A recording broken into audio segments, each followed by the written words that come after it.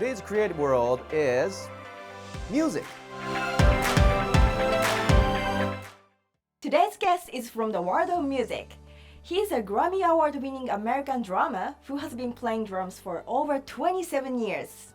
He has played with many acts, including Duran Duran, Lisa Loeb, Rich Robinson, the Black Crowes, Billy Idol, Zappa Plays Zappa, Eric Johnson, and Joe Satriani. Please welcome Joe Travers.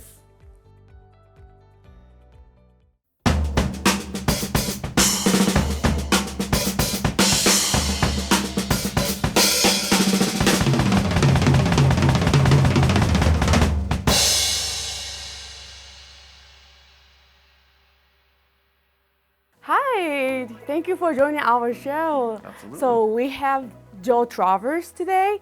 Could you briefly introduce yourself? Sure. My name is Joe Travers, and I am a professional drummer that's lived in Los Angeles for about 30 years. And I'm also the producer and archivist for Frank Zappa. And for those of you who may not know who Frank Zappa is, he's a legendary musician and icon. And I've been working with the Zappa family for many, many, many years. And I play the drums too. Wow. So I learned that you started drums when you were 5, right? That's true, 4 actually. 4? Yeah. Oh, wow. Yeah, for my 4th birthday, my parents said, Joe, you need to go in your room because we're going to surprise you with something. And I said, oh, okay. So I went in my room and they kept me in my room. And then all of a sudden I heard, okay, you can come out now. And when I came out, there was a little red drum set in the living room. Wow. And I was like, So since then you studied and then you loved yeah, it, I right? mean, Obviously. as I got older, I learned more and more how to do it. Oh, okay. Yeah.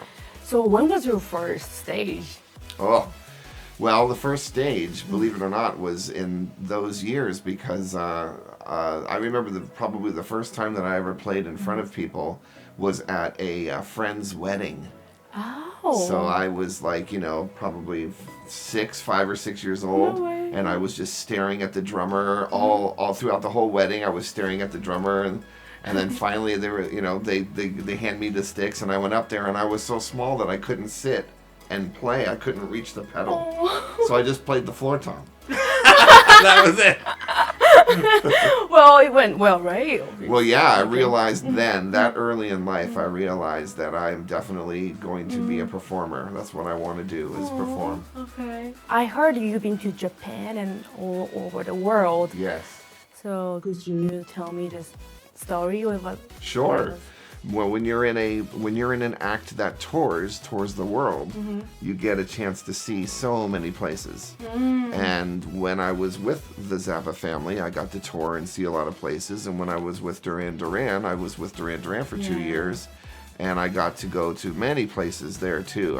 Russia, Japan, all sorts of places in Europe, and all over the United States. So I was really fortunate that I was blessed that in my 30s, I was able to actually experience that stuff, in my late 20s and 30s. And it was really, a beautiful thing to be able to have that happen to you in your life at at that age. Thank you so much. Yeah, high five. Thank you so much. You're welcome. So we have a couple girls here, so let's bring them in. Come on, girls. Hi Joe, thank you so much you for so coming. much. It's so nice So to welcome. meet you. So you talked about being an archivist for Frank Zappa, right? What does an archivist do? When Frank Zappa passed away in 1993, he left behind a massive archive of audio tapes and film and videotapes and pictures and articles and all that stuff. So it was my job to, and still is my job, to preserve those things for time. And that means the digitization of assets. So you digitize an audio tape so that you can put it in a format that is usable, so you don't have to keep messing around with the original tape.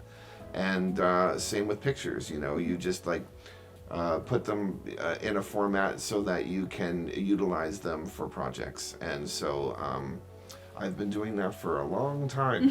But how did you eventually get the job?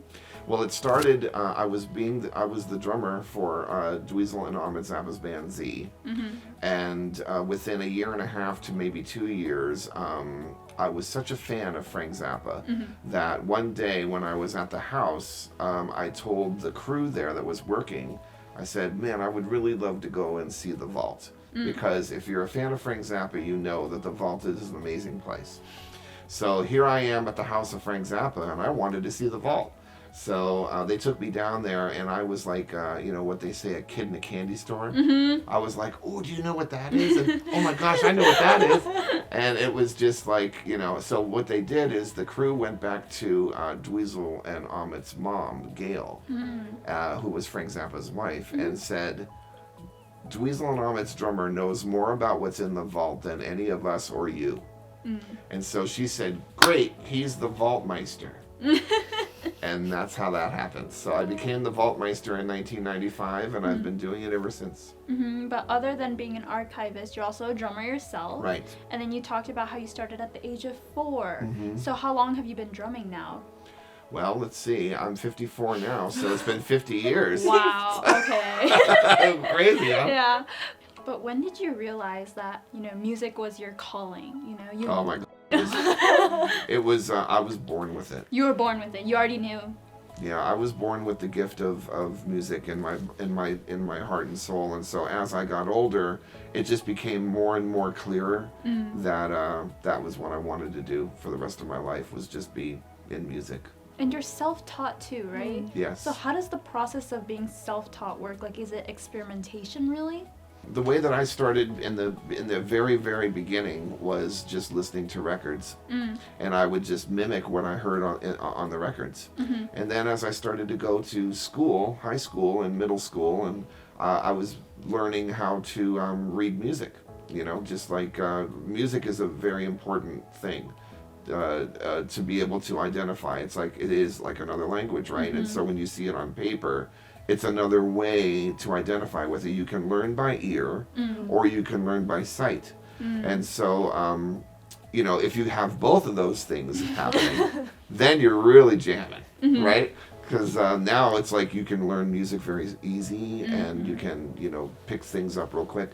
So, that's kind of like how it worked for me. I started just playing, along with records, and then once I started learning how to read music, I would be able to see that in my brain, like I would take mental snapshots of the music that I have to play. I was in marching band too. Oh, wow, so I played snare drum in marching band, and I would have to learn like all these rudiments and all these things, and it's like after a while it all just turns into one big huge musical note. It's all in your body, and it's you're constantly identifying with music all the time. So. And you've been playing drums so long time.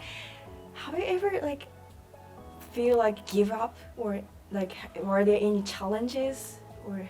I think that as I get older, I think that the challenges that I'm going to face is physical, not mental.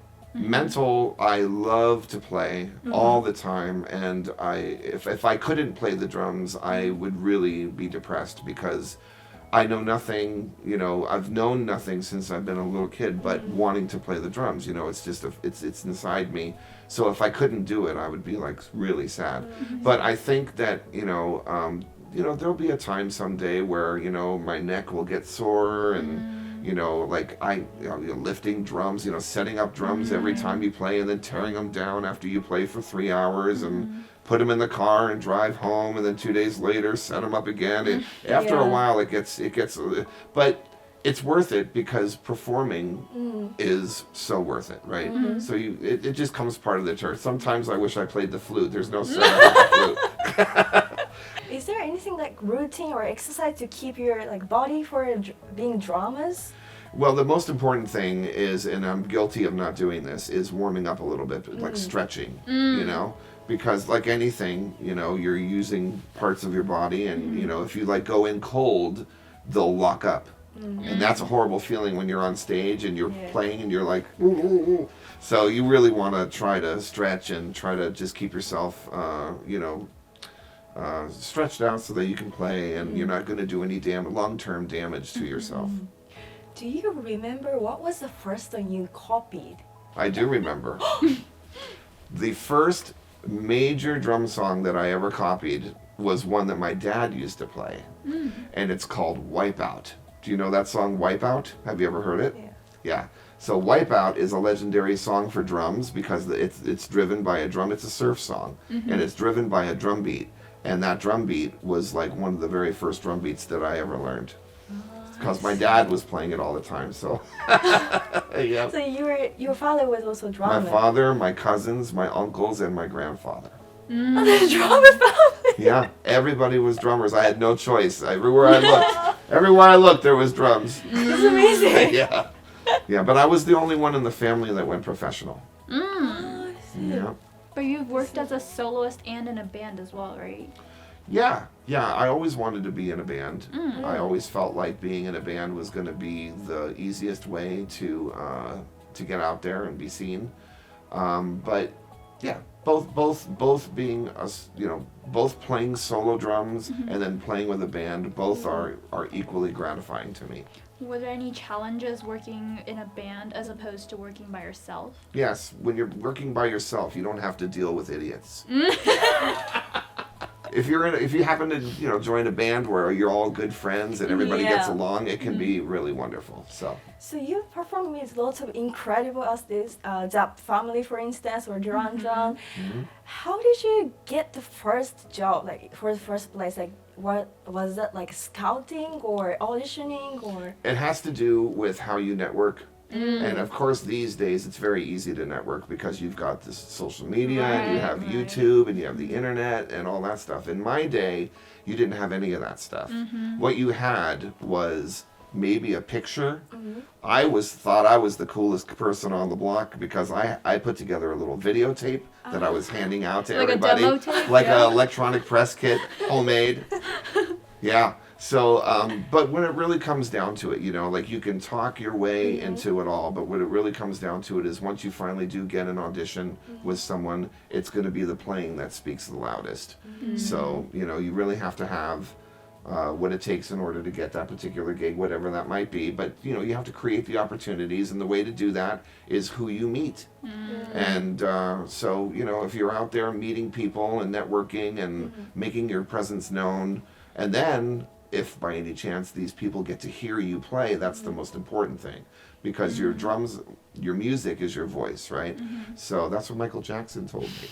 He said, your playing will get you where you need to go. So let your drums be your voice. So when people hear you, they'll identify whether or not they like you or not, because they can hear what you're doing, right? This episode will be available on YouTube this coming Saturday. For details, please check out our Facebook page. Next, more exciting materials to show you all. Tradition is tasted, resplendent with grain. Sips of time slip through light. I'd hold this taste to feel forever. It pours a century of wisdom. It pours a generation of legacy. Sourced from a sacred mountain, it rises. How many ways can this taste dazzle in days? This taste lives forever. Barley Shochu. Mugio.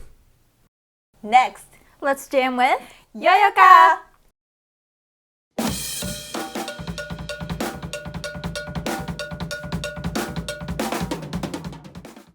Hello, this is Yoyoka. Here is my video. Enjoy!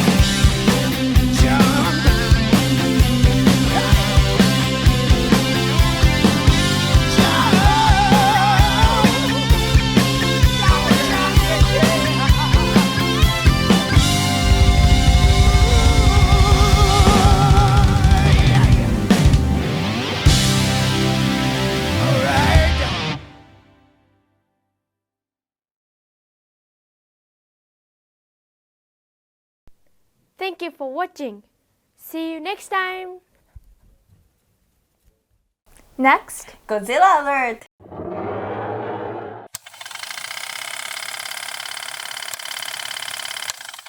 Hello, this is Heisenberg. Hey there, this is G Forever. Yes, we're here to give an overview of the upcoming Godzilla figures from Easy Hobby. Okay, we're starting with, looks like an Omega Beast Shin Godzilla with a closed mouth. Yes, the closed mouth Shin Godzilla, also known as the Kamakura landing version. This is a new series, the Mega Eggman. So this is the first in the Mega Eggman series, Godzilla 1964. There's Mothra.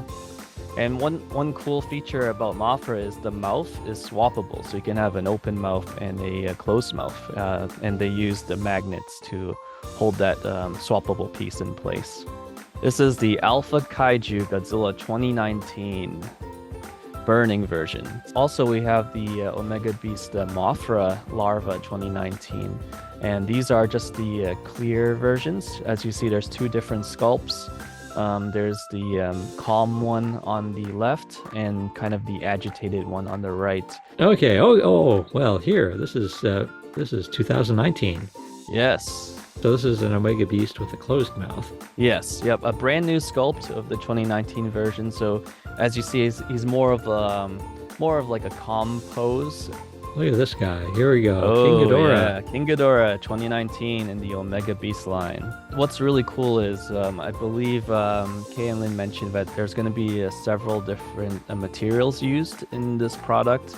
One thing is there's going to be a stainless steel skeleton, and the wings will be made of, I think, fiberglass. And I think he mentioned something about like military grade PVC, and then the tips of the wings are going to be made of some sort of like a soft vinyl material. So yeah, this looks like Godzilla 1998 again. Yeah, so this one's in an early sculpt, but is expected, I think, up for pre-order. I think was it May? What was the date that the 1998? It was like May 31st or something.